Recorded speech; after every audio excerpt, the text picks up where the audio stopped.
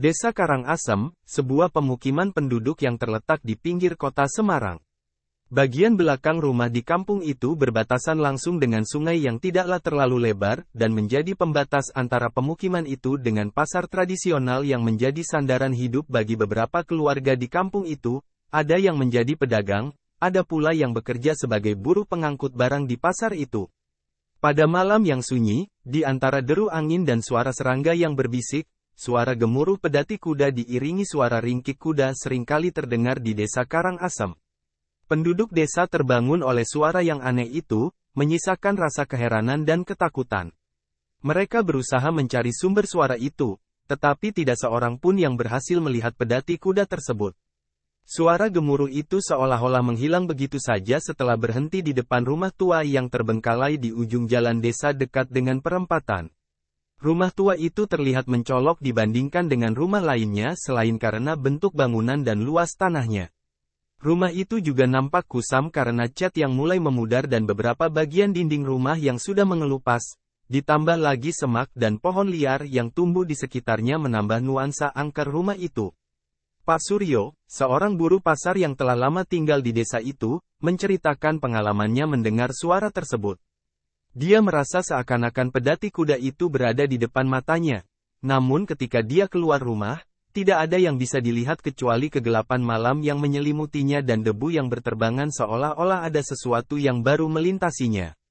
Misteri suara pedati kuda semakin bertambah ketika kesaksian dari penjual makanan mulai tersebar. Mereka mengisahkan bagaimana mereka pernah diganggu oleh sosok tinggi besar yang berbulu di sekujur tubuhnya ketika melewati rumah tua di ujung jalan desa. Kesaksian ini menambah lapisan ketakutan di antara penduduk desa, memicu spekulasi dan rumor tentang keberadaan sesuatu yang jahat di dalam rumah tua itu. Pak Rasiman, salah seorang penjual makanan yang sering melewati rumah tua tersebut, dengan gemetar menceritakan bagaimana dia melihat sosok yang menyeramkan di dalam rumah tua itu. Dia menggambarkan sosok itu sebagai tinggi besar, dengan bulu-bulu yang menjulang di sekujur tubuhnya, dan mata yang memancarkan cahaya merah. Kesaksian ini memperkuat keyakinan bahwa rumah tua itu menjadi tempat teror yang menakutkan bagi penduduk desa. Menghadapi ketakutan yang semakin merajalela, sekelompok penduduk desa memutuskan untuk melakukan penyelidikan secara rahasia. Dipimpin oleh Mbah Suranto, seorang yang dihormati di desa karena pengetahuannya tentang hal-hal gaib, mereka bertekad untuk mengungkap kebenaran di balik teror yang melanda desa mereka. Pada malam yang gelap, mereka memasuki rumah tua yang dianggap menjadi pusat kegiatan aneh itu. Dengan hati-hati, dan hanya bermodalkan senter mereka menelusuri setiap ruang dan sudut rumah tua yang kuno itu, mencari tahu apa sebenarnya yang menyebabkan teror di desa mereka. Di dalam rumah tua yang sunyi, mereka merasakan kehadiran yang mengganggu. Aura yang gelap dan mencekam terasa di udara, seolah-olah sesuatu yang jahat sedang mengintai rumah di balik bayang-bayang. Dinding lembab dan telah terkelupas di beberapa bagian serta sisa perabot yang tidak terawat lagi, nampak berserakan.